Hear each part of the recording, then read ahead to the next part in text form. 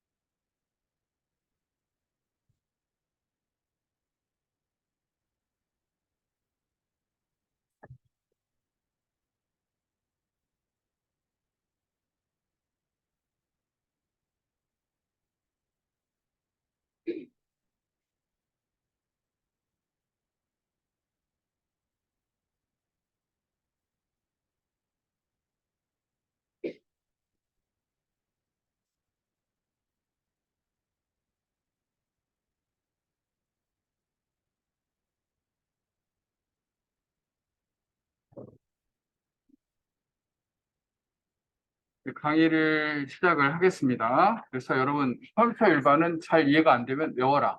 알겠죠? 외워라.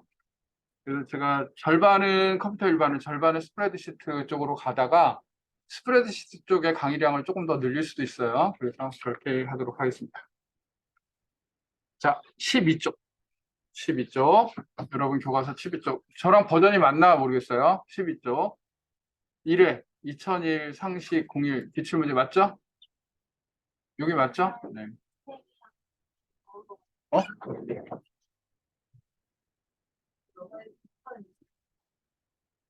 근데 2022 상식 기출문제가 있네요. 거기는 넘어가고 그럼 여러분 몇 회부터 보냐면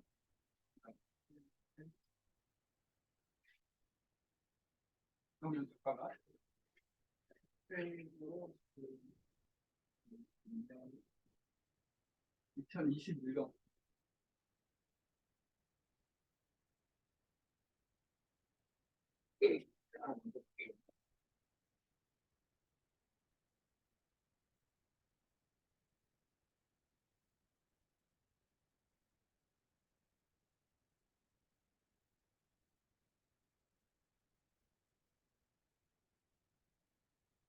새로 책을 산 사람들은 네, 5회차 5회차를 봤습니다.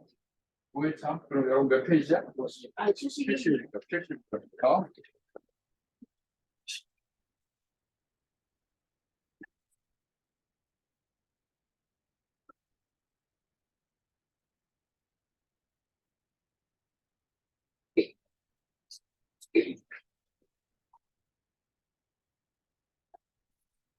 그리고 그 새로 책산 친구 있잖아. 선생님한테 오늘 한 것만 좀 빌려주고 가. 앞쪽 도는 좀 해줘야 될 것 같아. 자, 여기 보겠습니다. 1번. 컴퓨터의 연산 장치에 있는 누산기에 관한 설명으로 옳은 것은 이렇게 되어 있습니다.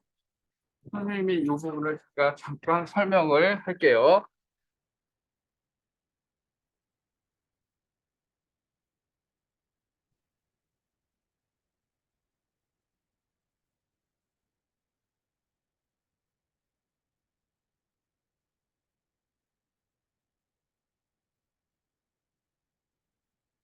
컴퓨터에는 전반적인 흐름을 제가 잠깐 설명할게요. 컴퓨터에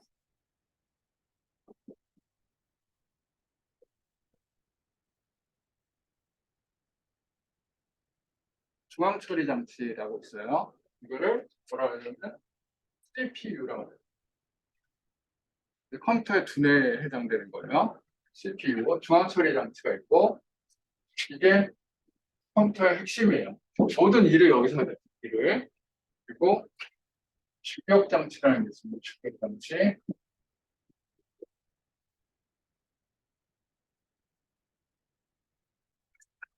어, 그 처리, 중앙 처리 장치. 이거 동의어가 뭐냐면 프로세스.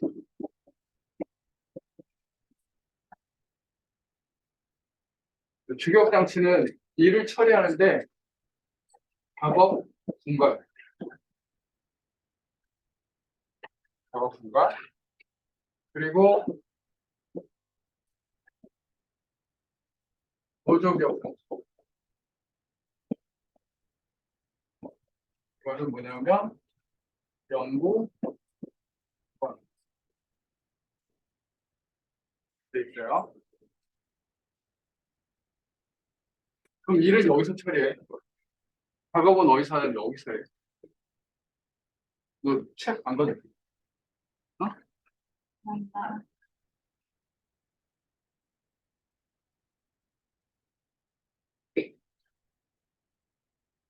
이렇게 돼 있어요.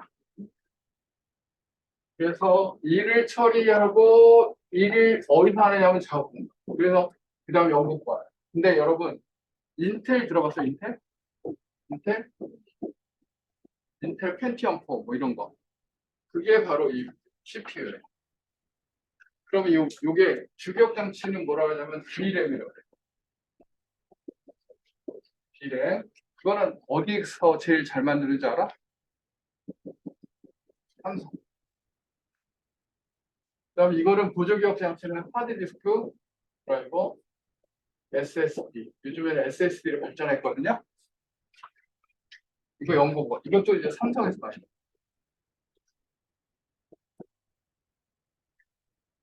그리고 하나가 더 있는데 뭐냐면 이 로이스.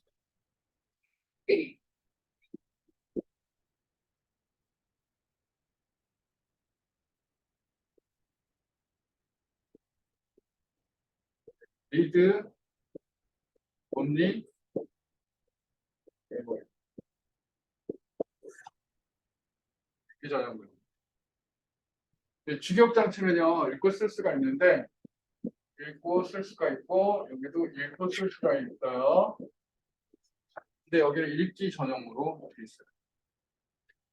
근데 이 주격 장치는 단점이 뭐냐면 이게 휘발성. 그러면 연구 보관하니까 어떻게 될까요? 비발성. 여기도 비발성.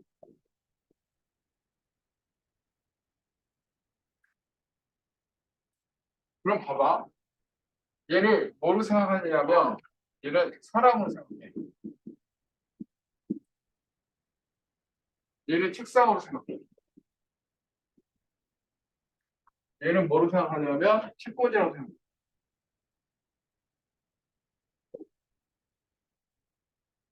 그리고 요 사이에 속도 차이가 너무 커서 이 사이에 중 메모리가 뭐냐면 캐시 메모리. 캐시 메모리라는 게 존재하거든요. 캐시 메모리를 자주 사용하는 걸 여기다 갖다 놓고 보조 책상, 사전 같은 거, 뭐 이런 것처럼 연필 같은 거 이런 것처럼 자주 쓰는 거 여기다 놓고.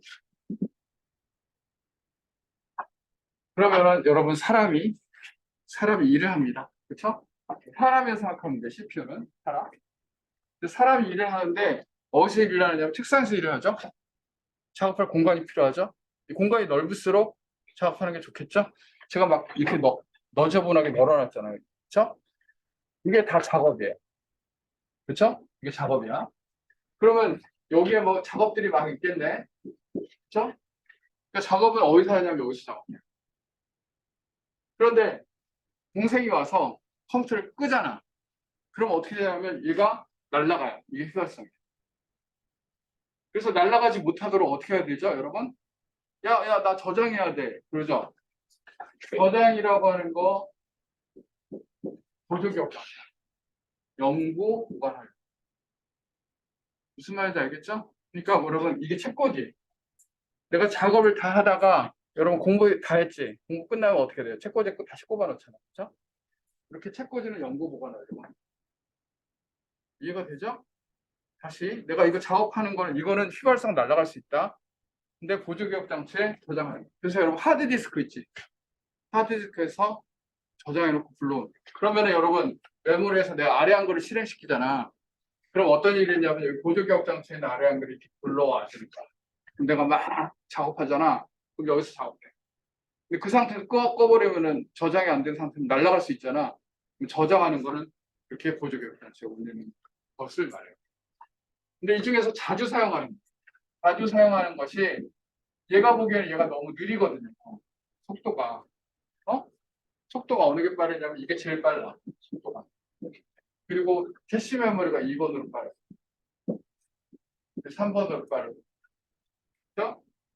그리고 이게 4번으로 빠르고 근데 이거는 알 수 없어요. 이것도 5번이라고 할 수 있지만 이거는 알 수는 없어요. 그런데 너무 얘가 보기에 얘가 너무 느린 거야. 속도. 느린 거야. 느리기 때문에 못 견뎌. 그래서 중간에 자주 사용하는 걸 모아놓고 빨리빨리 찾으려고 하는 메모리가 그게 뭐냐면 캐시 메모리야. 알겠죠? 캐시 메모리. 거기까지 내가 설명했고. 근데 하다 보니까 읽기 전용 메모리라는 게 나왔어요. 이건 뭐 하냐면 첫 번째는 롬 바이오스라고 해요.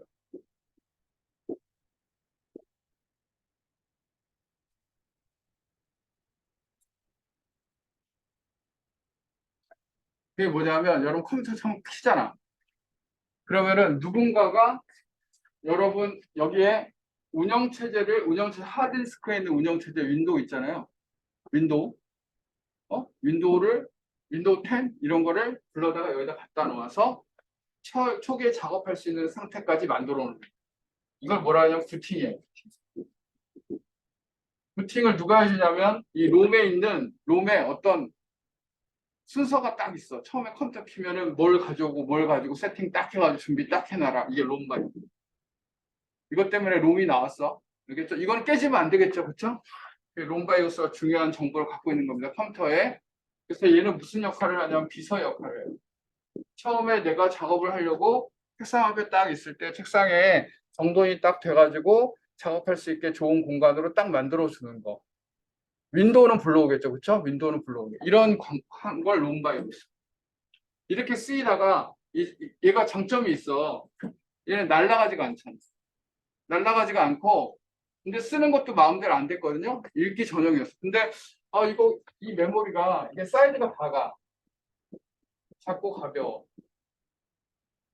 그래서 이 읽기 전용 메모리가 쓸 수는 없을까? 여기에 라이트까지 권한을 줘가지고 이게 확대가 됐어요. 그러면 읽고 쓸 수 있으면서 날아가지 않는. 얘랑 비슷하죠. 얘랑 비슷한데 얘는 사이즈가 커. 얘는 사이즈가 작고 가벼워. 그래서 이 읽기 전용 메모리가 나왔어요. 그래서 이걸 뭐라 해요? EEP 롬이라고 해요. 일렉트로닉 이레이저블 피롬. 정기적인 신호로 지울 수 있는 피롬이 나왔어요. 그래서 대표적인 이 피롬이 대표적인 게 뭐냐면 여러분 캠코더나 여러분 스마트폰에 깔려 있는 SD 카드. 그다음에 사실은 USB도 여기에 속한다고 말할 수가 있어요. 이런 것들이 나옵니다. 오케이? 이 컴퓨터의 큰 줄기고 여기에서 조금 더 깊게 나가면 중앙처리 장치. 중앙처리 장치에는 크게 두 가지가 장치가 있습니다. 제어 장치와 연산 장치로 나눌 수가 있다. 제어 장치와 연산 장치. 근데 제어 장치와 연산 장치에 어떤 것들이 있는지 여기를 보겠습니다. 자, 그러면 컴퓨터의 연산 장치에 있는 누상기 이렇게 연산 장치는 여기 지금 어디 있는 거냐면 중앙 처리 장치 안에 있는 연산 장치예요. 오케이? 중앙 처리 장치 안에 연산 장치가 있는 거예요. 그런데 그리고 제어 장치도 있어요. 제어 장치, 연산 장치가 있어요. 그때그때 내가 좀 해보도록 하고요. 여기서 중요한 것들 몇 가지만 해보겠습니다. 제어 장치, 여기 줄 쳐보세요. 컴퓨터에 있는 모든 장치들을 동작시키고 제어하는 장치. 그 다음에 주기억 장치에서 읽어드린 명령어를 해독하여 해당 장치에게 신호를 제어하는 신호를 보내 정확하게 수행하도록 지시한다. 이게 제어 장치예요. 근데 프로그램 카운터, PC 줄치고 다음번에 실행할 명령어의 번지를 기억. 이쪽이고 명령 레지스터, 현재 실행 중인 명령을 기억하는 레지스터. 해독기, 레지스터에 있는 명령어를 해독하는 회로. 도우기, 해독 등 명령을 따라 각 장치로 보낼 제어 신호를 행성하는 회로. 그 다음 메모리 주소 레지스터, 기억 장치를 출입하는 데이터 번지를 기억하는 레지스터. 그 다음에 메모리 버퍼 레지스터, 그러면 데이터가 잠시 기억된 레지스터. 이게 제어 장치의 구성 요소야. 근데 여기서 시험 문제 많이 나오는 거는 다음번에 실행할 명령의 번지는 어디에 저장된다? 프로그램 카운터 외우셔야 돼요. 알겠죠? 프로그램 카운터. 현재 실행 중인 명령은 명령 레지스터. 명령을 해독하는 회로 명령 해독기. 여기까지는 잘 나와요. 알아두시고. 자, 그 다음 연산장치 줄쳐 보겠습니다. 제어장치 명령에 따라 실제로 연산을 수행하는 장치로 연산장치가 수행하는 연산에는 산술, 논리, 관계, 이동 연산이 있다. 그런데 여러분 보세요. 여기서 이제 연산장치는 어떻게 하냐면 가상기가 있어요. 근데 감상기는 없어요. 여러분 보면 이진수에서의 덧셈은요. 가상기로 이루어져요. 그렇죠? 가상기. 그런데 뺄셈은 어떻게 할까? 뺄셈.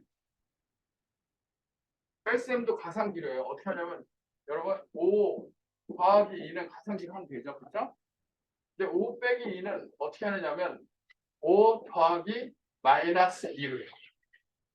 그럼 얘는 가상기로 하고 여기는 음가를 갖고 있는 그런 형태로 음가를 갖고 있는 마이너스 수를 만들어주는 거 이게 보수기예요. 보수기에서 마이너스 수를 만들어요. 이렇게 알아두시면 되겠습니다. 자, 가상기는 덧셈을 수행하는 회로예요.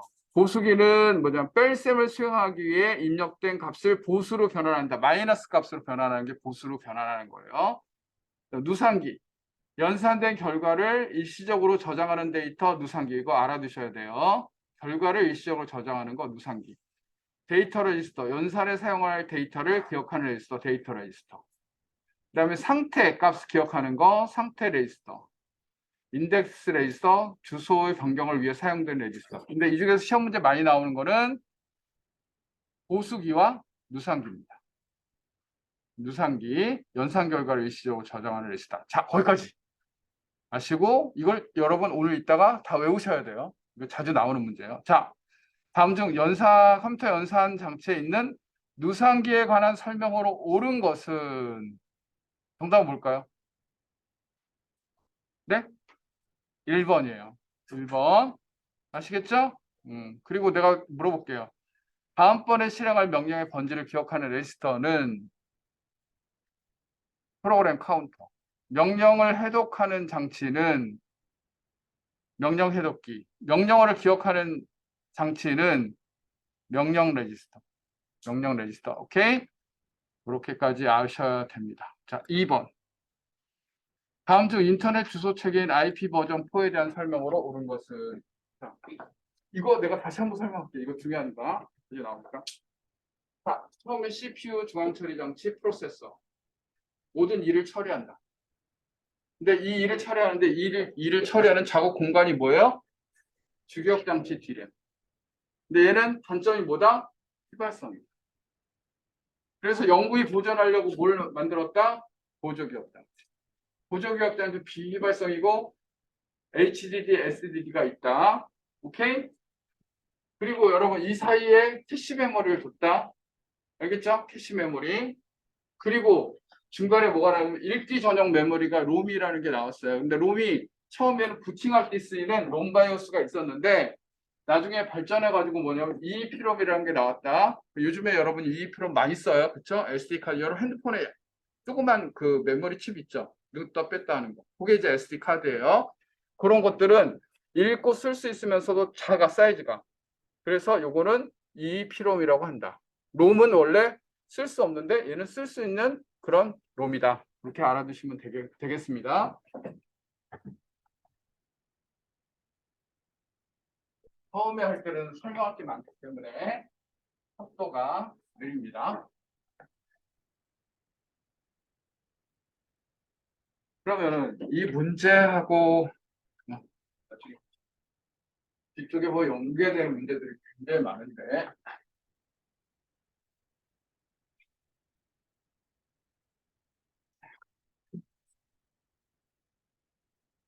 자, 그 다음에 인터넷 주소 체계를 제가 설명하겠습니다. 인터넷 주소 체계.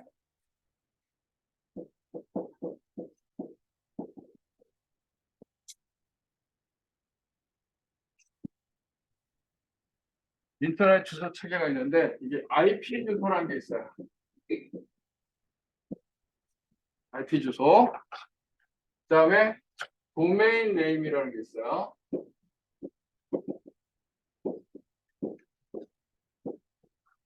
IP 주소와 도메인 네임이라는 게 있어요. IP 주소는 예를 들어 이거예요. 192.101.1.3 이런 거예요. 이거 누가 이해하기 좋을까요? 컴퓨터가. 그런데 여러분 옛날에는 그래서 이 주소를 쳤어요. 인터넷 쓸 때. 그런데 우리가 사람이 기억하기 어려우니까 얘를 사람이 기억하기 쉬운 도메인 네임을 사용하기 시작했습니다. 그럼 얘는 예를 들어서 뭐예요? 컴퓨터가 나중에 이렇게 치면 이렇게 바꿔줘요. 그럼 그 테이블이 있을 거 아니야? 그걸 뭐라 하냐면 DNS 서버 안에 테이블이 있는 거야.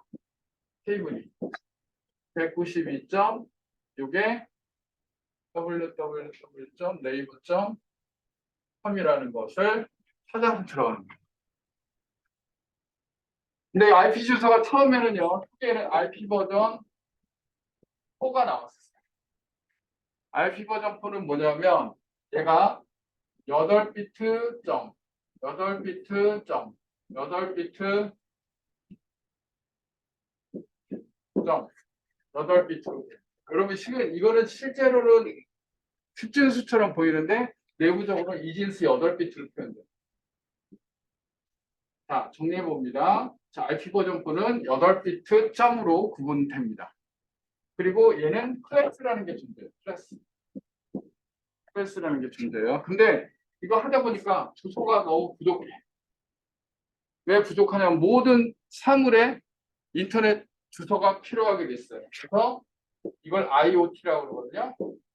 인터넷 오브 싱스. 모든 사물에 주소가 IP 주소가 필요하게 돼서 이때 나온 게 IP 버전 6가 나왔어요.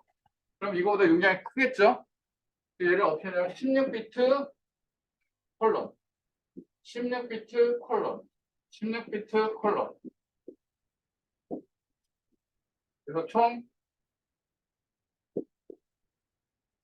그래서 이게 하나, 둘, 셋, 넷, 16비트 콜론, 5, 16비트 콜론, 6, 16비트 콜론, 7, 16비트. 이렇게 구성됩니다. 그래서 아까 여기서는 8비트에 몇 개 그룹으로 되어 있냐면 4개 그룹으로 되어 있습니다. 근데 얘는 16비트에 몇 개 그룹으로 되어 있냐면 8개 그룹으로 되어 있습니다.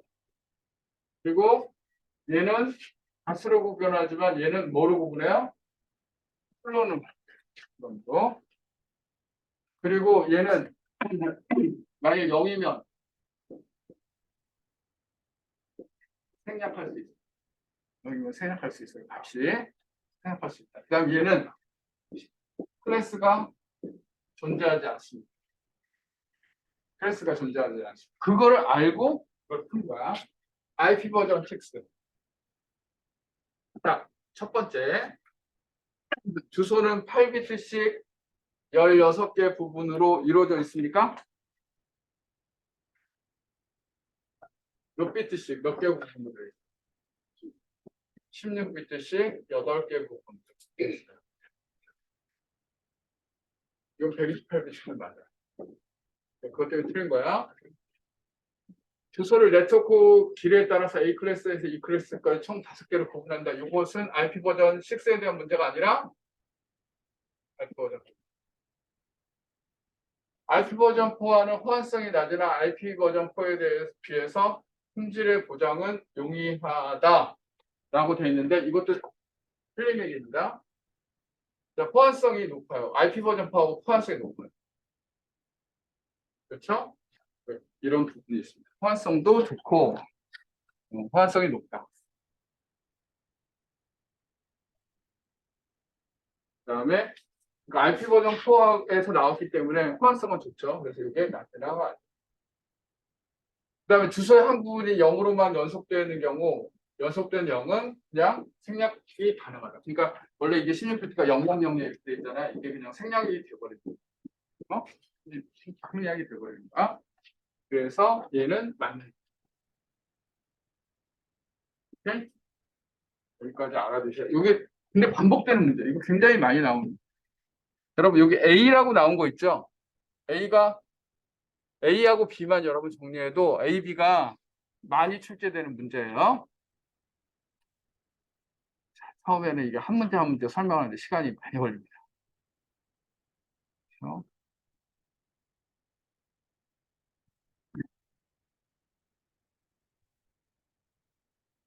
자, 그다음 3번을 보겠습니다. 다음 중 멀티미디어 파일 형식 중 이미지 형식에 해당하지 않는 것은 이미지는 BMP 여러분 BMP 봤어요? 그림판에 쓰이는 거. 그럼 여기 쓰세요. 그림판. 그다음에 GIF 여러분 GIF 봤죠? 그다음에 TIFF는 보통 이제 스캔해서 스캔하는 이미지가 TIFF예요. 그래서 그래픽에 뭐 있냐면 BMP, TIF, GIF, JPG, PNG. 여러분 PNG는요. GIF하고 JPG의 장점을 모아놓은 거예요. 그다음 PCX, DXF 이런 게 있습니다. 그러면 이걸 조금 더 설명하면요.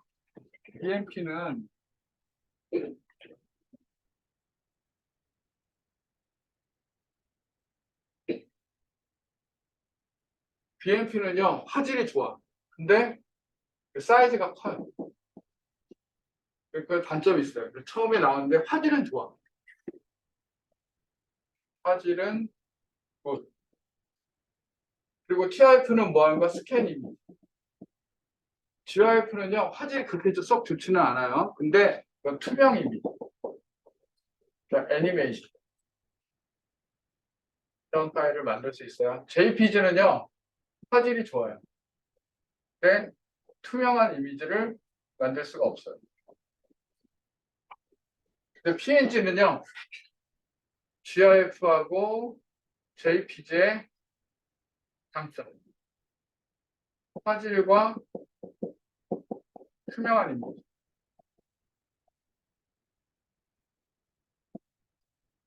다 만들 수가 있게 됐습니다. 그 이외에 PTX, DXF 이런 게 있어요. 그다음 오디오는요 웨이브, 미디 이건 전자음악 같은 경우 이건 보통 작곡할 때 많이 씁니다. 요즘에 여러분 제일 많이 쓰는 거 MP3죠, 그렇죠? 비디오는요 AVI, DM, MOV 이걸 애플에서 쓰이는 거예요. MOV는 그다음에 MPEG가 많이 쓰이죠. MPEG, GIVX 이런 게 동영상 파일입니다. 그러면 정답은 무엇일까요? 4번입니다. 웨이브 파일은 뭐죠? 오디오 파일이다. 그렇게 여러분 알아두시면 돼요. 여러분 제가 할 때 막 필기할 건 필기하세요. 필기하고 넘어가세요. 네? 네, 또 나오고 하니까 다음 중 비트맵 이미지를 확대하였을 때 이미지의 경계선이 매끄럽지 않고 계단 현상으로 나타나는 현상은 무엇일까요? 엘리어싱이. 여러분 컴퓨터가 이거 확대해 보면요 이미지가 어떻게 되냐면 확대해 보면 이런 점들로 이루어져요. 이 근데 점인데 사각점. 이걸 뭐라 하냐면 픽셀 또는 덧이라고 합니다. 덧. 근데 이 픽셀을 확대하면은 이렇게 꺾이죠. 요거를 계단 현상이라고.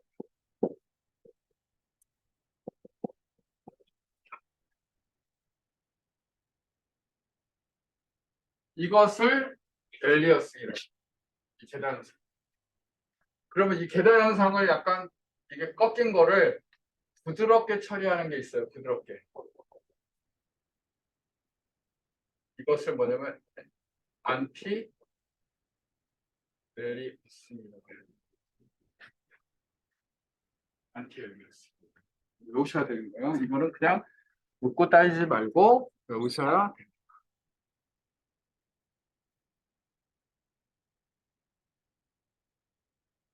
근데 그 외의 것도 여러분 알아두셔야 됩니다. 자, 여기다가 다 여러분 오늘 이거 다 외우세요. 디더링.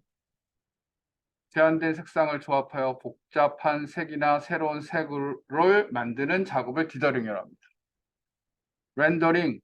3차원 애니메이션을 만드는 과정 중에 하나로 물체의 모형에 명암과 색상을 입혀 사실감을 더해주는 작업을 렌더링이라고 합니다. 모델링. 렌더링을 수행하기 전에 수행되는 작업을 모델링이라고 합니다. 어떤 방법으로 렌더링 할 건가? 여러분 제가 지금 정리를 해볼게요. 여기서 문제 어떻게 나와요? 이렇게 나와. 제한된 색상을 조합하여 새로운 색을 만드는 작업 뭐? 디더링. 이거 나와. 이렇게 시험 문제 여러 번 나왔어. 3차원 애니메이션 만드는 과정, 사실감을 더해주는 작업 뭐? 렌더링. 렌더링 하기 전에 수행하는 작업 뭐? 모델링. 모핑은요, 두 개의 이미지를 부드럽게 연결하여 통합하는 건데, 예를 들면 사각형이 삼각형으로 바뀌고 원으로 바뀌고 흑인이 백인으로 바뀌고 이런 걸 모핑이라고 그래요. 보통 컴퓨터 그래픽에서 A에서 B로 변화되는 것을 모핑이라고 합니다. 필터링. 이미 작성된 그림을 필터 기능을 이용하여 여러 가지 형태로 이미지를 바꾸고, 포토샵에서 필터링 하면요, 약간 페어 이미지가 나오기도 하고 선명한 이미지가 나오기도 하고 이렇게 됩니다. 리터칭.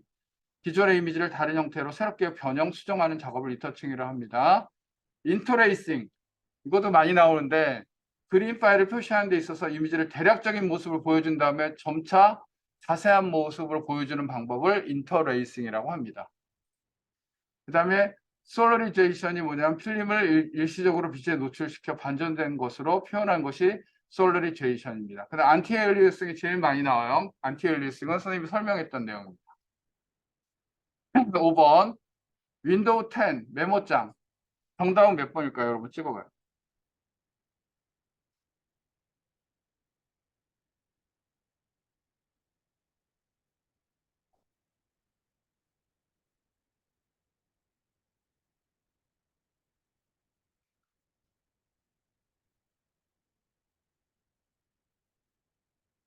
메모장 한번 볼까요?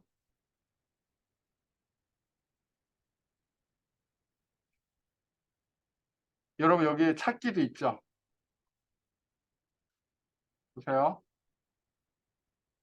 찾기 있죠? 그쵸? 맞습니까? 근데 기본적인 서식밖에 없죠.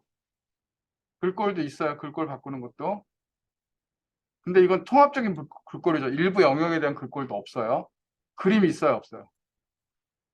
그림 없어요. 다른 개체도 없어요. 그쵸? 오케이? 그 다음에 시간 날짜. 현재 시간 날짜 쓸 수가 있어요. 그쵸? 맞습니까? 그럼 정답은 몇 번일까요? 2번입니다. 오케이? 확장단 txt로 된다라는 거. 자, 6번. 6번도 많이 나오는 문제입니다. 자, 요거를 제가 좀 설명하겠습니다. 사용권에 따른 소프트웨어 분류. 정상적으로 돈을 지불하고 사는 소프트웨어는 뭐야? 상용 소프트웨어. 쉐어웨어는요, 기능 또는 사용 기간에 제한을 두어 보통 30일 평가판 뭐 이런 거 있잖아요. 그게 쉐어웨어예요. 그럼 또 기능에 제한을 두는 경우가 있어. 포토샵 같은 경우는 사용 기간에 제한은 없는데 다 돼. 포토샵은 쉐어웨어가. 그런데 저장만 안 돼. 그런 게 이제 기능에 제한이 있는 거죠. 근데 걔는 써보고 나서 돈 주고 사라라는 거예요. 무료로 사용할 수 있다가 정식 프로그램을 구입을 유도하기 위해 배포하는 것이에요. 프리웨어는 무료예요. 공개 소프트웨어는요, 프리웨어 얘도 무료인데 프리웨어와 공개 소프트웨어의 차이점은 뭐냐면 공개 소프트웨어는 소스를 공개하는 거야. 프로그램 코딩을 공개합니다. 그래서 개발자를 위한 무료 프로그램이 공개 소프트웨어예요. 데모 버전. 정식 프로그램의 기능을 홍보하기 위해 사용 기간이나 기능을 제한하여 배포하는, 이거 정식 프로그램이 나오기 전에 아직 완성이 좀 덜 됐을 때 이때 나오는 게 데모 버전이에요. 패치 버전은요, 여러분 배포된 프로그램의 오류 수정이나 성능 향상을 위해 프로그램 일부 파일을 변경해준 거, 윈도우 업데이트 같은 게 이게 패치 버전이에요. 그다음에 컴퓨터가 이제 나중에 이제 최종으로 나올 때 알파 버전, 베타 버전이 있어요.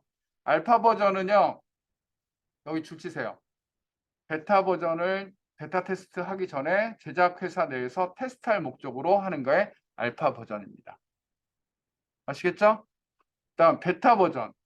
정식 프로그램을 출시하기 전에 테스트를 목적으로 일반인에게 공개하는 프로그램을 베타 버전이라고 합니다. 그 다음에 벤치마크 테스트라는 거는 처리 능력을 테스트하는 게 벤치마크 테스트입니다. 그래서 여기를 다 외우셔야 돼요. 알겠죠? 그러면 이제 옳지 않은 것은 보겠습니다. 공개 소프트웨어.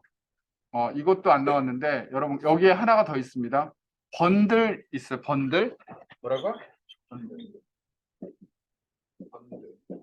번들이요. 번들. 번들 소프트웨어는요. 하드웨어 구매 시 그리고 소프트웨어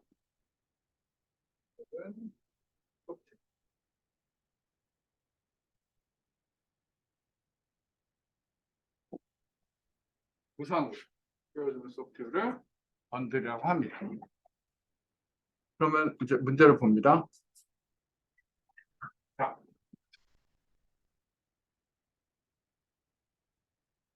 과거는 뭘 얘기하는 거예요?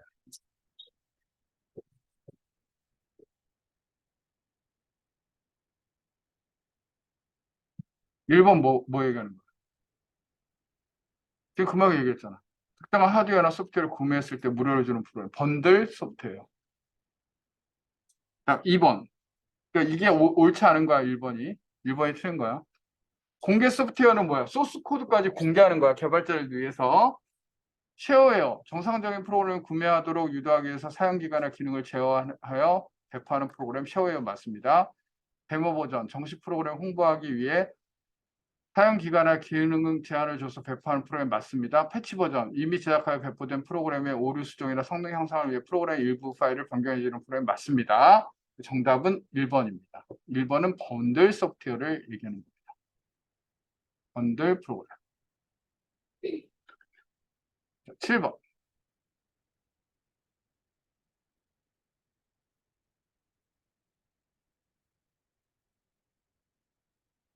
자, 다음 중 정보통신에서 네트워크에 관련된 장비에 대한 설명으로 옳지 않은 것은 나와 있습니다. 라우터. 라우터는 여러분 알아두세요. 이게 내비게이션이라고 생각하면 돼요. 뭐라고요? 그래서 최적의 경로. 최적의 경로를 찾아주는 것 라우터입니다. 자, 허브. 허브는 여러 대의 컴퓨터를 연결해서 각 회선을 통합하는 관리하는 장치가 저기 허브예요. 또 보이죠? 저게 허브예요. 오케이? 그 다음에 브릿지. 브릿지는 이게 아니라 이게 보니까 독립적으로 동작하면서 같은 프로토콜을 사용하는 두 랜을 연결하는 네트워크 장치가 브릿지거든요. 그런데 디지털 신호를 아날로그로 또는 다시 원래 장치로 변환하는 거, 아날로그에서 디지털로 서로 변환하는 장치를 이걸 뭐라 하면 모뎀이라고 그래요. 모뎀. 이걸 뭐라고 해야 되나?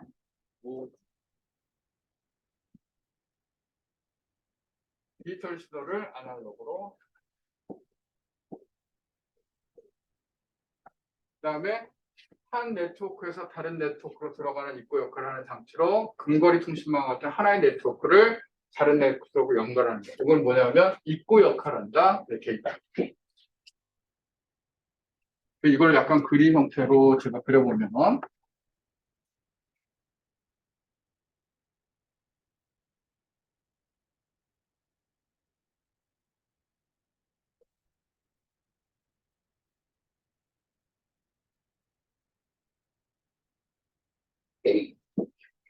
여기가 컴퓨터예요. 컴퓨터. 이 컴퓨터들이 막 연결돼서 어디로 연결되냐면 허브로 연결돼요. 허브. 그 허브들이 쭉 라인들을 펴고 가거든요. 그 선들을 쭉 펴고 가요. 이 사이에 뭐가 있냐면 신호를 다시 증폭시켜주는 기계가 있는데 그게 뭐냐면 리피터입니다. 리피터. 그런 게 있고요. 여기 또 허브가 있겠죠? 그래서 이렇게 돼 있어요. 그럼 이렇게 하나의 군이 있고 또 다른 군이 있죠. 여기를 연결해 주는 게 브릿지예요. 그렇지? 그러면은 이게 이 덩어리가 한정적으로 있던 덩어리가 여기에서 나가는 있고 여기에 게이트가 있어요. 나가기 전에 여기에 최적의 주는 거. 찾아주는 게 나오죠. 이렇게 되게 많죠. 공부할 게 되게 많은데 반복적으로 나오거든요. 처음에는 지금 머리가 아파요. 근데 오늘 공부하셔야 돼요. 오늘 공부하고 내일 보면은 또 나와요. 반복적으로 나와요. 특히 공부할 때 여러분 이래요. 이래서 여러분 힘든 거예요. 공부하셔야 됩니다. 자, 그 다음에 NIC라는 게 있는데 이 컴퓨터 안에 네트워크 인터페이스 카드가 있어요. 컴퓨터 안에 있는 거 네트워크 인터페이스 카드가 있어요. 그러면 여러분 정리해 보면 이래요.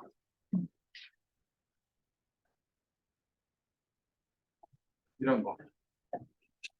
자, 네트워크 인터페이스 카드 컴퓨터 또는 컴퓨터 네트워크를 연결하는 장치고요. 허브는 네트워크를 구성할 때 여기 치세요. 한꺼번에 여러 대 컴퓨터를 연결하는 장치고 리피터는 뭐냐면 거리가 증가할수록 감소되는 디지털 신호를 장거리 전송을 위해 신호를 재생하거나 출력 전압을 높여주는 전송 장치고요.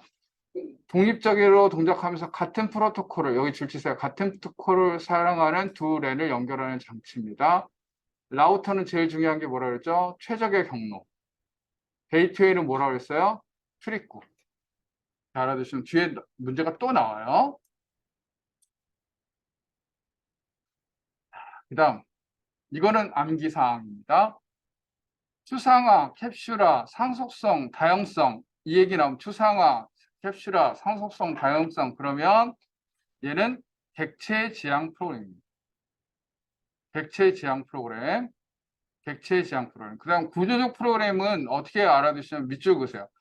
입력과 출력이 각각 하나로 이루어진 구조로 보트문을 사용하지 않으면서 순서, 선택, 반복 세 가지 논리로 이루어진 게 구조적 프로그램이에요. 기존엔 구조적 프로그램을 썼는데 얘가 나중에 최근에는 뭐로 바뀌었냐면 객체 지향 프로그램으로 되면서 추상화, 캡슐화, 상수성, 다연성이 나왔다. 근데 이걸 설명하려고 그러면 1시간 넘게 걸리기 때문에 암기하시면 됩니다. 이거는 B형으로 나왔습니다.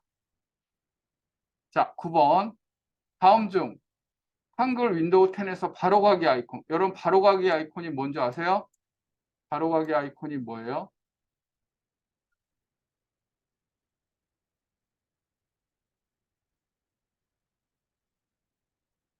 여기에 바로가기 아이콘이요. 여기 보면 이거 봐봐. 그 밑에 이렇게 돼 있지. 그러면은 내가 요거에 대한 바로가기 아이콘. 어? 그러니까 요거를 없애면 어떻게 돼요? 원본 파일이 없어져요? 안 없어지죠. 그럼 얘를 갖다가 바로가기 아이콘으로 만들면은 얘를 클릭했을 때 실행이 되긴 되죠. 맞아요?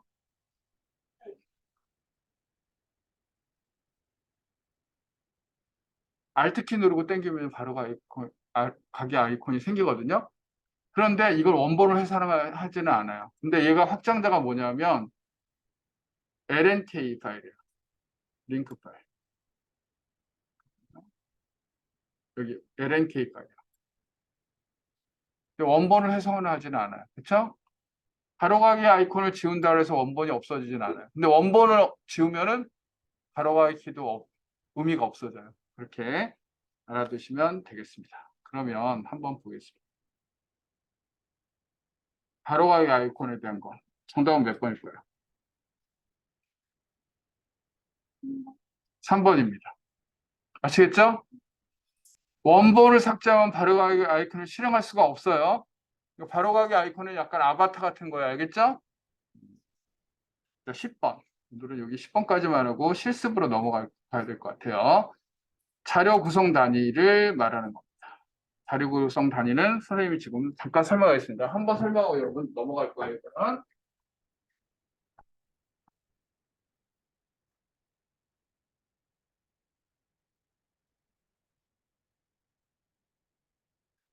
울지 마시고 주는 사람 깨워봐. 필기가 이렇습니다. 힘들다니까요. 그래서 필기를 계속 험일만 하면 여러분이 지쳐갖고 못해요. 그래서 실습도 좀 해야 돼요. 실습하고. 네. 처음에 이제 한 일주일, 2주일 지나면은 뒤쪽에 가면은 반복돼서 나오기 때문에 여러분이 처음엔 힘들어도 쫓아오셔야 돼요.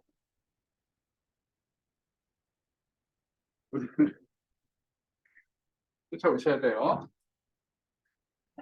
필기가 힘듭니다. 그래서 선생님이 필기 과정도 안 열라고 해요. 근데 필기 과정이 없으면 실기를 못하니까.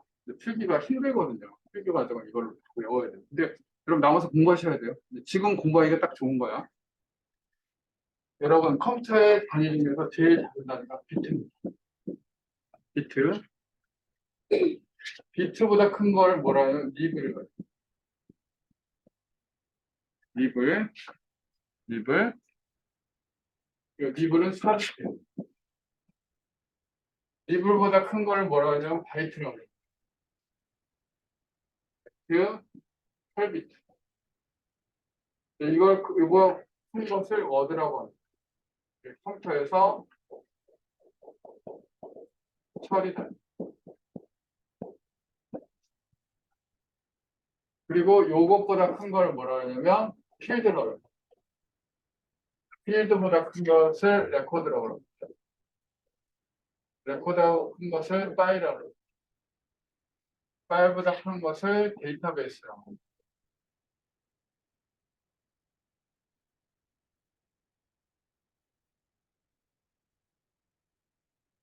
자, 문제를 풀어보겠습니다.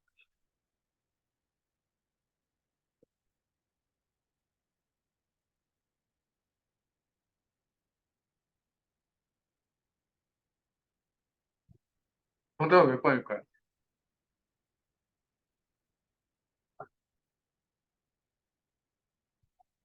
1번 맞죠?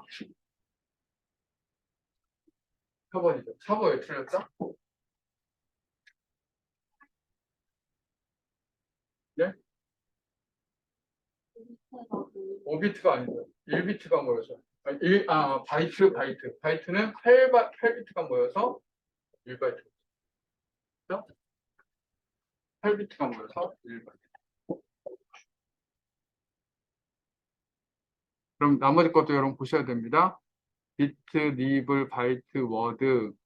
워드에 보면 단워드가 2바이트, 전워드가 4바이트, 더블워드가 8바이트.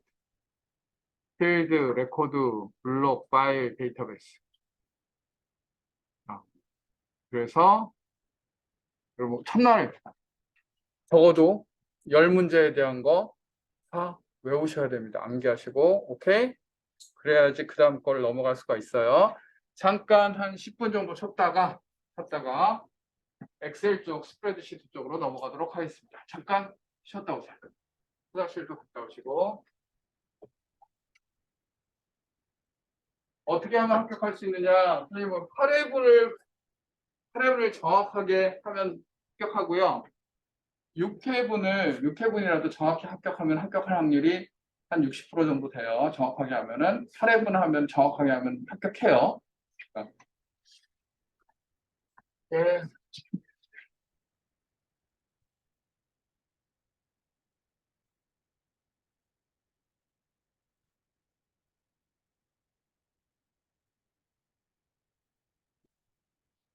빠지지 마세요. 절대 힘들어요. 과정이 힘들지만 실기하고 달라요. 빠지지 마세요. 빠지지 말고 끝까지 하면은 그 사람들 합격해요. 선생님이 얘기하는데, 여태까지 그랬어. 근데 중간에 하다 보니까 이게 지루하잖아. 힘들고. 이거 필기는요, 선생님들 중에서 개설 안 하려고 그래요. 선생님, 이번에도요, 이번에 개설을 안 할까 막 생각을 했어, 마지막까지. 근데 여러분들이 한 6명이 있다 그러니까 그냥 개설을 했는데, 처음에 개설이 안 되더라고. 처음에 그래가지고 그냥 안 할까 생각하고 있었거든요. 근데 뭐, 여러분들이 선택한 거니까 하면 됩니다. 선생님이 해서 첫 번째 합격은 내가 보장은 못 하는데, 처음에 만약 불합격했다, 두 번째는 합격을 해요. 여태껏 수업을 했을 때, 이 수업을 했을 때 끝까지 수업했던 친구들은 다 두 번째까지 합격했어요. 첫 번째는 이상하게 시험 문제 어렵게 난이도가 출제되는 경우에는 불합격하는 경우가 있어요. 근데 지금 여러분이 우리가 100점 만점에 100점을 만드는 게 아니에요. 평균 60점 이상을 맞으면 되는 거기 때문에 합격은 가능합니다. 그러니까 여러분 꼭, 근데 60점도 만만치가 않아요. 그러니까 여러분 꼭 결석하지 마시고 꼭 나오시고.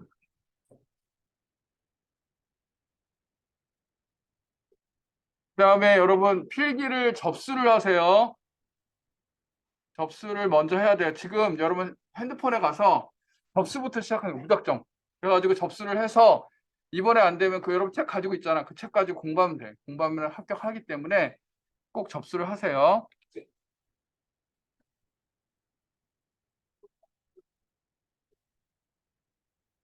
지금이 공부하기 제일 좋은 거고요. 운전면허 시험처럼 계속 공부하는 거예요. 계속 외우고 안 돼요.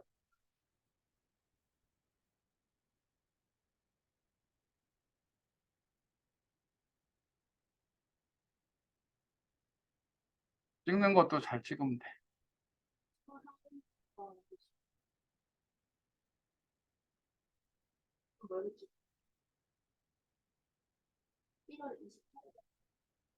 쌤, 저 매일 20일 여행 가서 그때 못 온다고?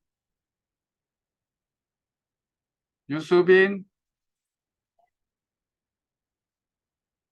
공지윤, 박채은, 김한별, 이름 안 부른 사람. 뭐지? 너는? 조수빈. 조수빈. 1월 25일에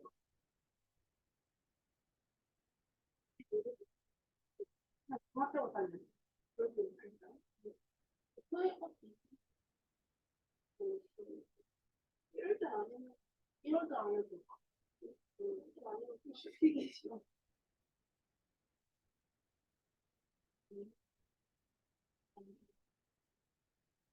신기하신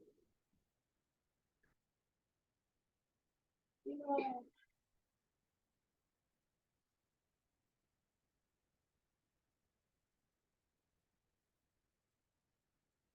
1월 28일 3주 남았어. 3주만 가능할까요? 3주? 네, 가능해. 28일 음. 근데 지금 방학 때 지금 이제 공부할 시간 많잖아. 컴퓨터 일반은 어떻게 하면 선생님 거 쭉 들으면서 그냥 드립다 외워. 외워. 밑에 있는 것까지. 문제만 똑같이 문제 출제되지 않기 때문에 조금씩 바뀌어서 나오니까 그 아래 것까지 다 외워야 돼. 알겠지? 외울 게 많아. 이거를 느끼고 38일 어제 그 놀이하잖아. 그러면 7시 20분 같은데 수업 임시 시간이 많지?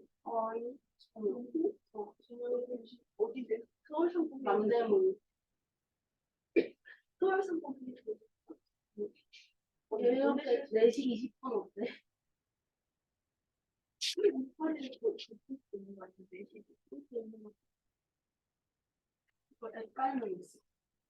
그래?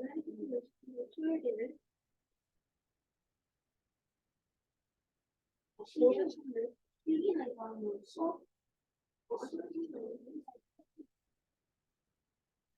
4시도 괜찮지. 4시 20분 걸러 보시면 되고. 서울 항공에서 된다고? 어디서 그 이름이 포천 패스거든? 포천 패스. 키워보시 장부? 선생님, 수학 전공은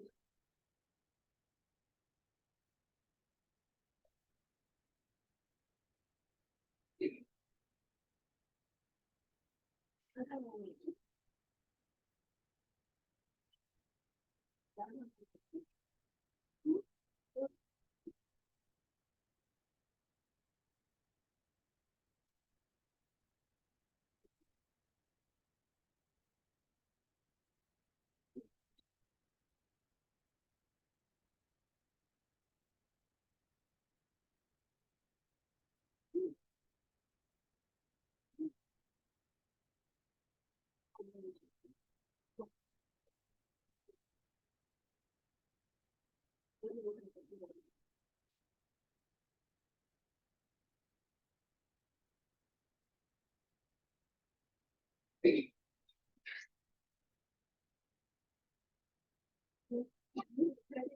너는 좀 지나쳐.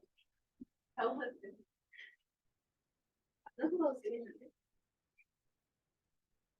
제가 목표를 뭐냐면 이틀에 1회분을 푸는 걸 목표로 하려고 해요. 이틀에 1회분. 그래서 적어도 한 6회에서 7회분까지는 풀어주는 걸로.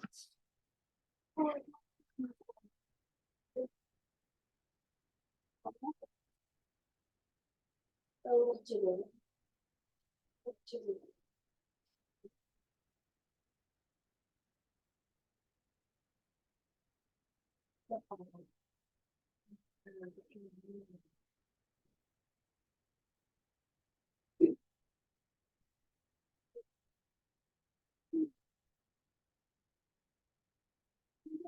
음, 쓰시고 바로 실기하고 끝나요. 네. 실기를 이제 스프레드시트 쪽으로 하려고. 그러니까 커밀만 계속하면 여러분 너무 힘드니까 커밀 절반하고 스프레드시트 쪽은 그래도 실기니까 조금 낫거든요. 그러니까 근데 필기가 점수가 더 잘 나와. 실기가 더 어려워. 여기 스프레드시트 필기에 나오는 실기가 컴퓨터 활용 능력 실기에 나오는 것보다 더 범위가 넓어. 그러니까 더 컴퓨터 실기를 한다고 해서 필기를 잘하는 것도 아니에요. 전혀 다른 영역이고 내가 고민을 해봤거든요. 필기는 여러분이 그냥 그립다 외워가지고 끝내고 내가 실기 쪽만 할까? 실기를 외워요. 응? 커밀하고 스프레드 시트잖아. 필기에 스프레드 시트만 할까? 커밀은 그냥 다 외우고. 커밀은 여러분이 다 외우고 각자 혼자 외우고 저는 상관없이 좀 여러분 어떻게 생각해? 커밀은 여러분이 그냥 드립다 외우고 드립다 외워서 공부하고 선생님이 수업을 안 하고 해주고 스프레드시트만 해도 할 게 많거든. 어떻게 생각해? 좋아해요. 응? 그럴까? 근데 그 한 과목은 여러분 제대로 공부해야 돼. 네. 혼자 공부해서 거기 보고 막 외워가지고 아니면 절반 할까? 어떡해? 저는 좋은데 그 스프레드가 어려운 거. 스프레드 오늘 해봐. 선생님하고. 해보고 어려워. 그러니까 사실 전에 40시간 했잖아. 40시간. 이번에는 지금 40시간 못 하잖아. 26시간 하면.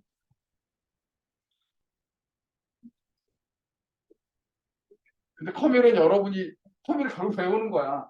암기하는 거. 어떡할까? 저는 좋아하는 스프레드 시스템은 스프레드 시트만 할까? 오케이? 스프레드 시트만 할까? 뭐 그렇게 해도 됩니다. 그럼 앞에 있는 거 이론적인 거를 여러분이 그냥 드립다 외울 수 있어? 외울 수 있어? 알았어. 어떡할까? 빨리 결정. 좋아요. 그리고 선생님이 오케이? 오케이. 그러면 내일부터는 오늘은 이미 했으니까 내일부터는 스프레드시트 쪽을 좀 내가 집중적으로 할게요. 그 나머지 거를 여러분 안 하라는 게 아니고 컴이라서 점수가 더 나와야 돼. 지난번엔 컴이라고 40 문제를 했는데 그 친구가 여기 아까 그 1교시에 1학년 학생이 들었잖아요. 그 학생이 열심히 들었는데 해피이름을 한 번 바로 시험을 봤는데 떨어졌어요. 떨어졌는데 그때가 너무 어려운 게 나와서 그 다음 주에 또 시험을 봤어요. 그랬더니 컴일에서 한 개 틀렸어. 근데 그 전에는 되게 많이 틀렸어. 그러니까 이게 문제은행으로 막 나오니까 근데 컴일에서 점수가 나오면 합격하는 거야. 스프레드시트는 꽈락만 넘어가도. 오케이? 근데 이거는 뭐 선생님이 해결할 수, 선생님이 외울 수가 없잖아. 아까 이거 수업하는 거 봤지만 선생님이 가르친다고 이게 해결이 되겠어? 아니요. 안 돼, 여러분 외워야 돼요. 응? 외워야 돼. 근데 스프레드시트는 이해가 안 가면 이게 안 되거든요. 스프레드시트 위주로 좀 선생님이 하도록 하겠습니다. 그리고 좀 사례를 푼 다음에 시간이 나오면 돼요. 우리 몇 시간 안에 아니요? 30분에 2시 30분에 괜찮죠?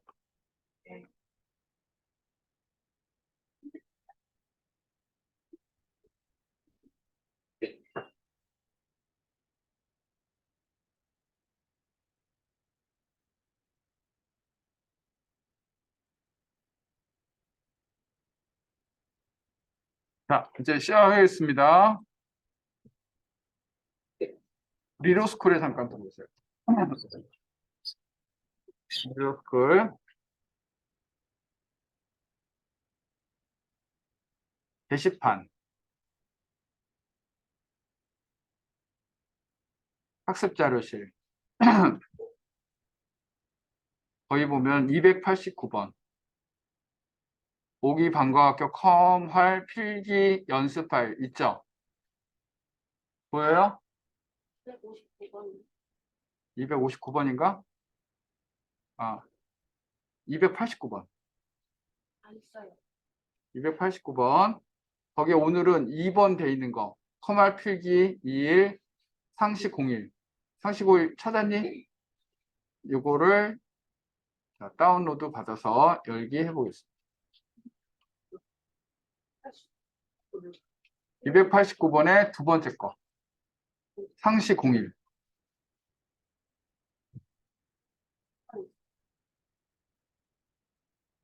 지금 실기하는 거예요? 네, 실기하는 거예요.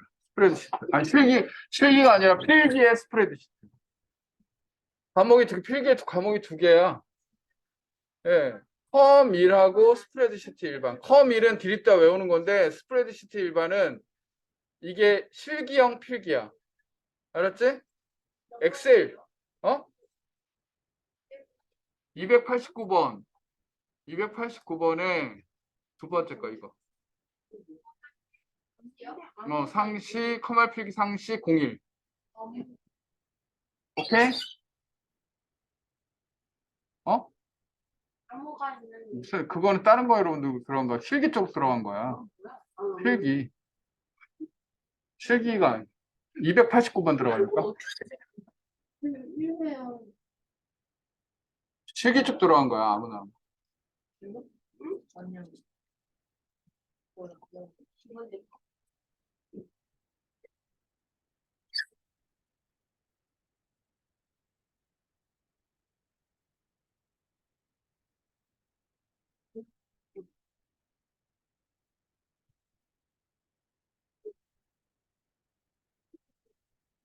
할 게 되게 많아요. 이게.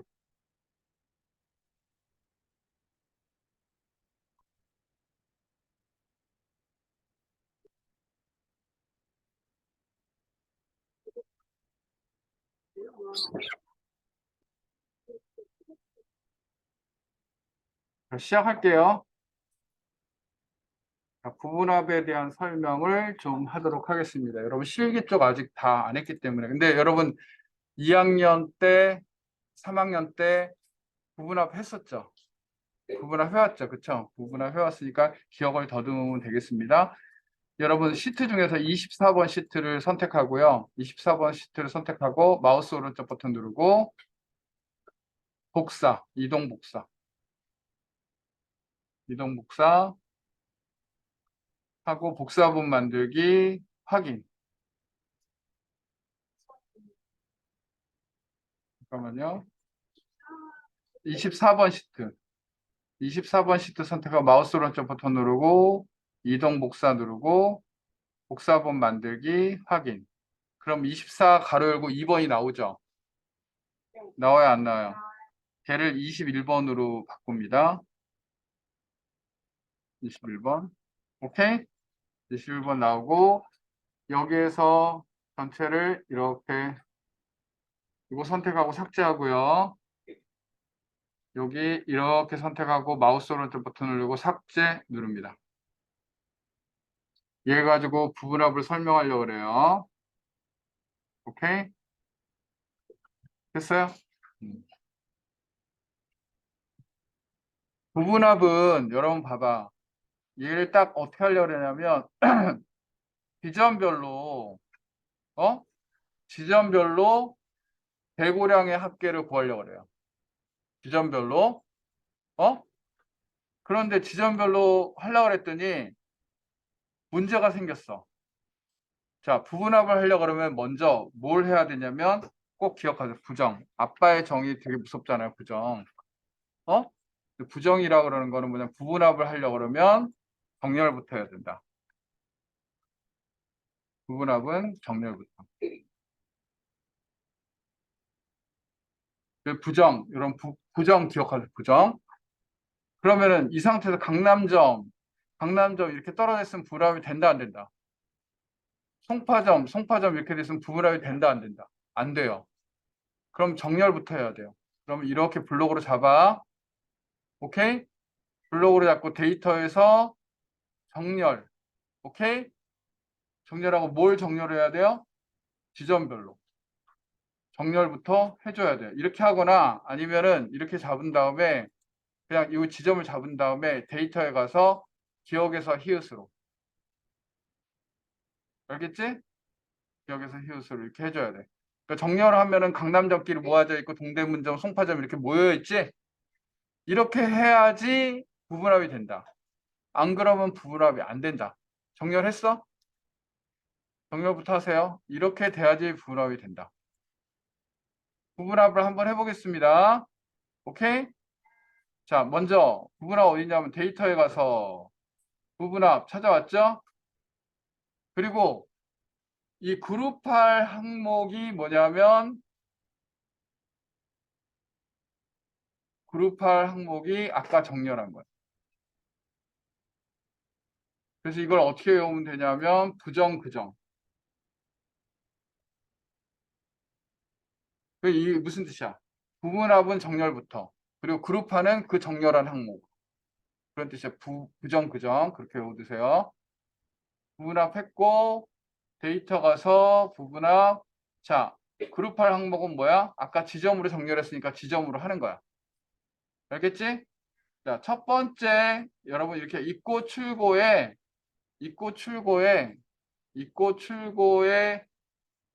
평균을 해볼까? 평균.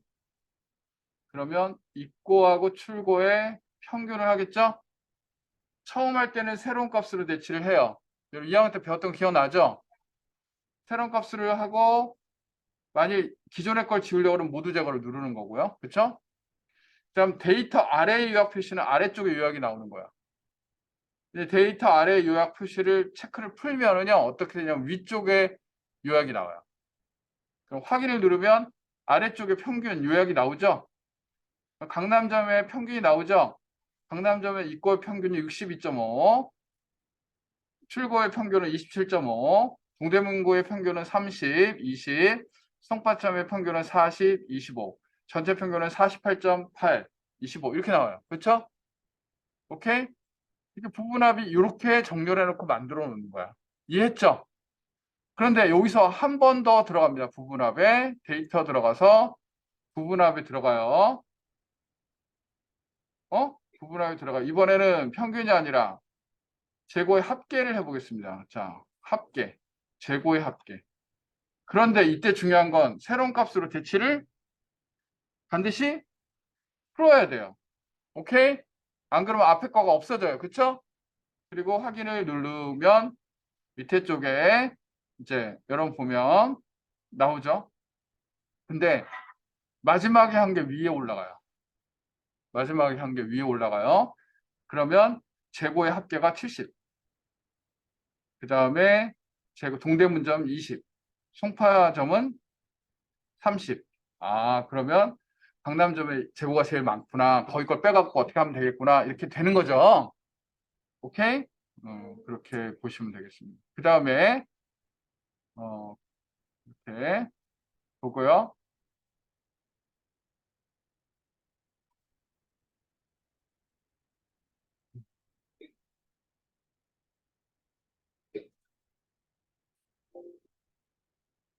네, 그렇게 보면 되겠습니다. 그러면 여러분 1번을 풀어보겠습니다. 1번. 1번을 풀어보겠습니다. 잠깐만요. 2과목 쪽으로 넘어가 보세요. 2과목 쪽.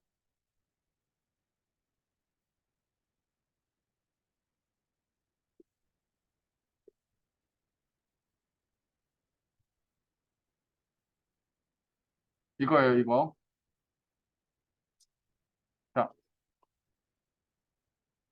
여러분 풀어보세요. 정답은 몇 번이죠?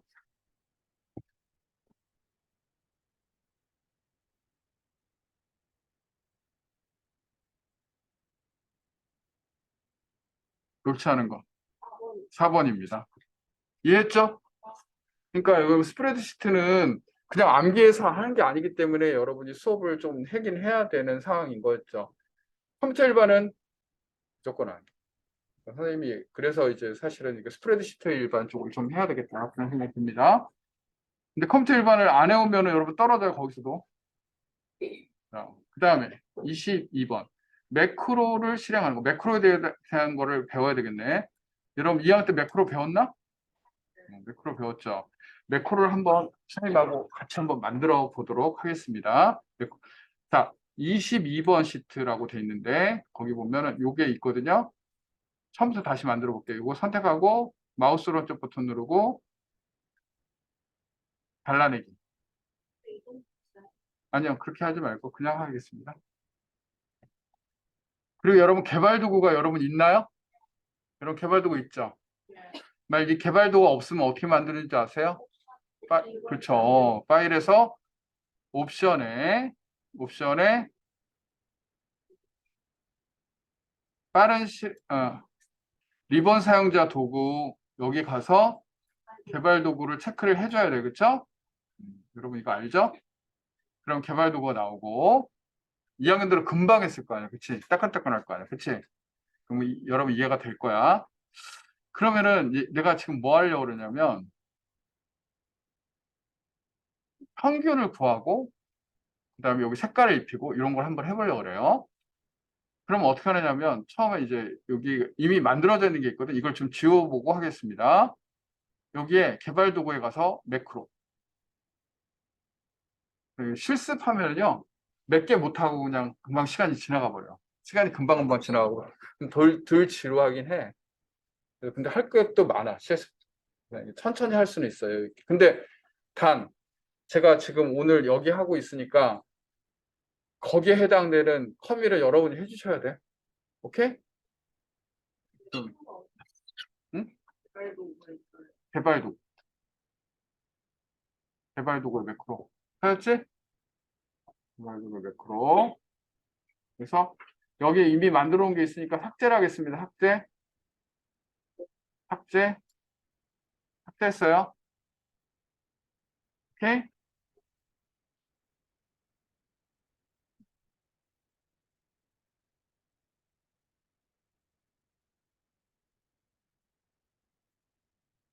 그래서 저는 매크로가 없죠, 지금? 이 상태에 저장 한번 누르고 보겠습니다. 그럼 개발 도구 가서 3학년에는 진짜 오래간만에 해가지고 1년 전에 했던 걸 다 잊어버렸을 거, 그치? 옛날에 했던 거라서. 그치? 또 진학하는 친구들은 또 진학에 빠져 있어가지고, 그쵸? 자, 보겠습니다. 그러면은 여기 어떻게 하냐면 개발 도구에 여기 보면 삽입이 있어요. 사장님, 삽입에 가보면은 양식 컨트롤에 단추가 있거든요. 단추 있죠? 단추를 딱 클릭하고 여기다가 한번 그려보겠습니다. J3번에 Alt키 누르고 J3번부터 K4번까지 선택하고 아직 놓지 마시고 이 상태에서 딱 놓으면 갑자기 뭔가 연결이 돼버려요. 매크로 지정이라고. 이 단추는 매크로하고 바로 만들면서 하는 거예요. 직접 연결하면서.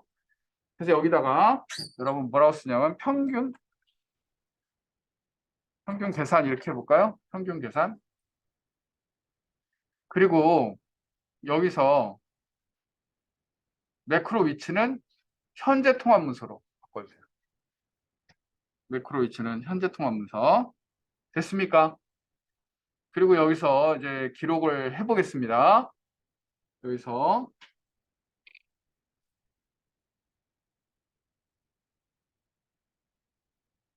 기록 이렇게 눌렀더니 매크로 이름이 평균 계산으로 나와 있죠.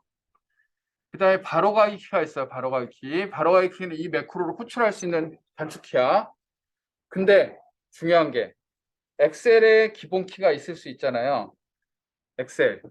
여러분, 엑셀에 기본 키가 있어요. 엑셀. 기본 키. 그쵸? 근데 그 다음에 매크로 기본 키가 있어요. 매크로 키가 있어요. 매크로 키, 바로가기 키. 이게 어느 게 우선일까요? 이게 우선일 것 같죠? 그렇지 않아요. 이게 우선. 이게 시험 문제 말이에요. 매크로 키가 우선이에요. 알았지? 그러니까 매크로 키를 만들 때 신중해야 돼. 그래서 여러분 컨트롤 A가 있잖아. 컨트롤 A를 만약 매크로 키를 잡으면 우리가 보통 모든 걸 선택할 때 컨트롤 A 쓰잖아. 이걸 사용을 못 하게 돼요. 알겠죠? 그래서 컨트롤 1 쓰면은 속성에 대한 속성이잖아. 근데 여기 매크로 키가 잡아버리면 그걸 못 쓰는 거야. 이렇게 여러분 알아두시면 되겠고 여기서 만일 컨트롤하고 D를 썼다. D를 쓰면은 컨트롤 D 누르면 이 매크로가 실행이 되는 거죠. 그렇죠? 그런데 라지 D를 써보세요. 대문자 D. 그럼 앞에 뭐가 붙어요? Shift. 그러니까 여러분 매크로 키에서 컨트롤 키하고 연결이 되는데 대문자 쓸 때는 뭐가 포함이 된다? 이거는 대문자라는 뜻이에요. 이해가 되죠? 그렇게 보셔야 됩니다. 아무튼 바로가기 키는 우선 생략하겠습니다. 어? 써도 되고 안 써도 되고 설명도 써도 되고 안 써도 되고 그러는 거예요. 자, 확인을 딱 누르면 이제부터 녹화가 시작이 된 거예요. 개발 도구에 들어가 보면 여기에 기록 중지라고 나오죠. 기록 중지라고 나오는 건 기록이 되고 있는 거야. 지금 이 상태가 녹화가 되고 있는 거예요. 그럼 그 상태에서 이렇게 해놓고 여러분 보세요. 이렇게 잡고요. H3부터 H6까지 잡고 잡았습니까? 이퀄 평균이 뭐예요? 에버리지. 에버리지 이렇게 잡고요. 구경수의 평균이겠죠? 그러면 어디부터 어디까지? B3부터 F3까지 잡고요. 가로 잡고 아까 여기 영역 전체를 선택했어요. 그냥 엔터하면 맨 윗줄만 완성이 되는 거예요. 전체 완성하려고 그러면 무슨 키를 쓰죠? 컨트롤 엔터. 여러분 이거 안 배웠어? 이거 기본인데? 클릭해가지고 드래그 했어? 그거는 좋은 방법은 아니에요. 그러면 서식 같은 게 자꾸 흔들려요. 전체 잡아놓고 전체 완성하는 컨트롤 엔터. 오케이? 그리고 여기서 소수점 이하를 줄이려고 그러면 어떻게 해요? 소수점 이하 줄이기. 자릿수 줄임 딱, 딱, 딱. 이렇게 하는 거. 그럼 됐죠? 그럼 바깥쪽 한번 클릭해요. 바깥쪽 클릭했죠? 바깥쪽 클릭했으면은 이 상태에서 어떻게 해요? 개발 도구 가서 기록 중지를 눌러줘야 돼요. 오케이? 기록 중지를 눌렀어요. 그러면 이제 여기다가 여기 마우스 오른쪽 버튼 누르고 텍스트 편집에 가서 얘를 뭐로 해요? 평균 계산. 평균 이렇게만 할까요? 그리고 얘를 갖다가 지워보겠습니다. 자, 매크로는 자주 사용하는 명령을 이렇게 쓸 수 있게 하는 거야. 평균을 클릭해봐. 그럼 나오죠? 이게 매크로야. 다시 지웠다가 나오게 하는 거. 그러면 여기서 매크로를 갖다 고치는 방법이 있어. 매크로 고치는 방법.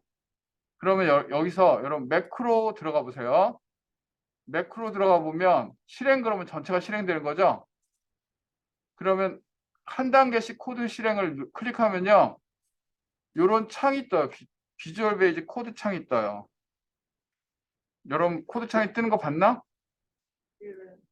이런 코드 창이 뜨죠? 한 단계씩 실행하는 거예요. 어? 요게 프로그래머들이 쓰는 거예요. 그쵸?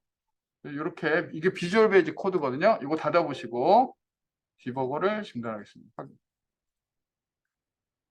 그리고 다시 들어가 봅니다. 개발 도구에 가서 매크로. 자, 한 단계씩 코드 실행은 이해했죠? 자, 편집을 들어가 보세요. 그럼 아까 그런 창이 뜨죠? 여기서 코드를 수정할 수가 있어요. 매크로 이름도 평균 계산을 다른 걸로 수정할 수가 있어요. 매크로 이름도 어디서 수정할 수 있다? 여기서. 편집에서. 오케이? 그럼 다시 들어가 봅니다. 매크로 가서 편집에서 수정할 수 있다. 옵션에서는 뭘 할 수 있어요? 바로가기 키를 수정할 수 있고 설명을 수정할 수가 있어요. 오케이? 자, 그러면 이제 문제를 보도록 하겠습니다.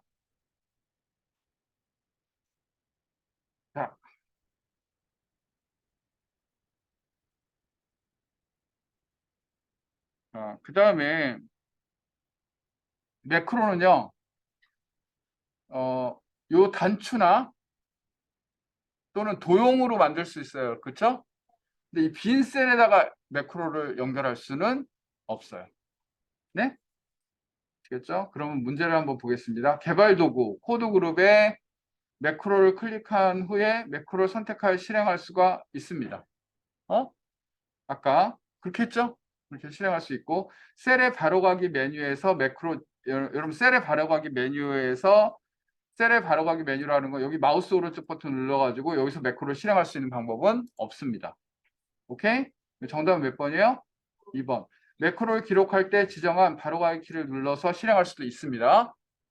빠른 실행 도구 모음에서 매크로를 선택하여 아이콘으로 추가한 후 아이콘을 클릭하여 실행할 수도 있습니다. 그게 무슨 말이냐면 여러분 보세요. 여기서 이제 매크로를 저는 여기다가 추가를 했어요. 여기 매크로를 하면 매크로가 이게 실행이 될 수 있게 해놓은 거예요. 하려면 어떻게 하죠? 여기서 옵션에 가서 여기서 빠른 실행 도구 모음에 매크로를 추가한 거예요. 알겠어? 매크로를 추가해서 막 매크로를 저는 지금 추가해 놨어. 그랬더니 여기 뜨죠? 그럼 이걸로 매크로를 실행할 수가 있는 거예요. 그 얘기를 하는 거예요. 자, 정답은 몇 번이에요? 2번이에요. 그렇죠? 그다음에 시트 보호에 대한 얘기를 하고 오늘 마쳐야 될 것 같아요. 시트 보호. 조금 까다로운 얘기니까 23번. 여러분 시트 보호하려고 그러면 제가 이걸 해볼까요? 여기 시트를 보호 한번 해볼게요. 여러분 보세요. 셀 서식을 갖다가 이렇게 하고요. 예? 막 여기까지만 보여요. 여기까지만 김정숙 행만 그렇죠? 마우스 오른쪽 버튼 누르고 셀 서식 가봐요. 여기 보호에 가봐요. 근데 보호에 뭐로 돼 있어요? 당금으로 되어 있어야지 보호가 되는 거예요. 여기가 만일 잔금으로 안 돼 있으면 보호 자체가 안 돼요. 먼저는 셀 보호가 되려면 기본적으로 셀에 잔금 속성이 있어야 합니다. 오케이? 오케이? 그러니까 이거 잔금으로 먼저 세팅이 되어 있어야지 보호가 돼요. 근데 이게 잔금이 안 돼 있으면은 보호가 안 돼요. 기본 조건이. 알겠죠? 그러면 그렇게 해놓고 내가 이제 시트 보호를 한번 해볼게요.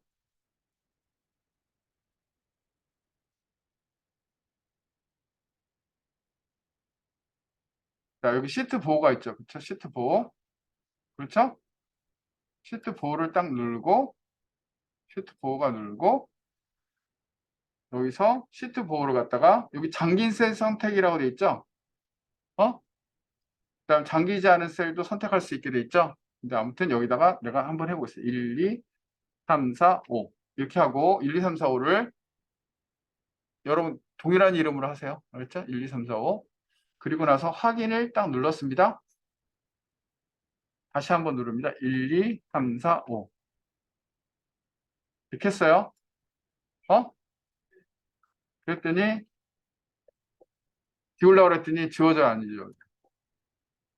근데 이 전제 조건은 뭐야? 셀의 속성이 잠김으로 되어 있어요. 잠금으로. 오케이?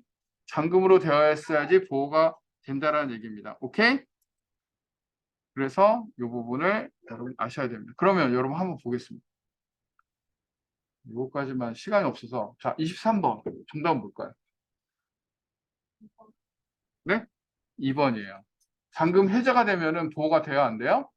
안 돼요. 그러니까 워크시트의 셀을 보호하기 위해서 먼저 셀이 잠금으로 되어 있어야 된다. 근데 여기에 대한 약간 깊은 문제는 좀 설명하려고 그러면 좀 시간이 걸리니까 다음 시간에 하고요. 오늘은 여기까지만 하도록 하겠습니다. 오케이? 이것도 할 게 많고 해야 될 게 많잖아요. 하고 내일부터는 그냥 스프레드시트를 좀 할까요? 나머지 거 여러분 할 거죠? 네. 그래서 먼저는 여러분 시험 등록을 먼저 하세요. 시험 등록을 하고 한 번은 떨어질 수 있다 각오하고 그냥 시험을 보세요. 오케이? 자, 오늘 수업은 여기서 마치겠습니다. 내일 여러분 보도록 하고요. 네, 컴퓨터 일반을 했더니 여러분이 막 이제 졸려가지고 막 다들 막 쓰러지고 그러는데 왜냐하면 이론이라서 이론이라고 여러분 내가 열심히 수업을 하잖아. 그런다고 여러분이 공부를 하는 게 아니더라고요. 공부는 컴퓨터 일반은 솔직히 말하면 집에 가서 여러분 스스로 공부를 하세요. 이거는 하고 스프레드시트는요 사실 이해해야 되기 때문에 선생님 수업을 듣는 게 나아요. 오케이? 자, 내일 보겠습니다. 수고하셨습니다.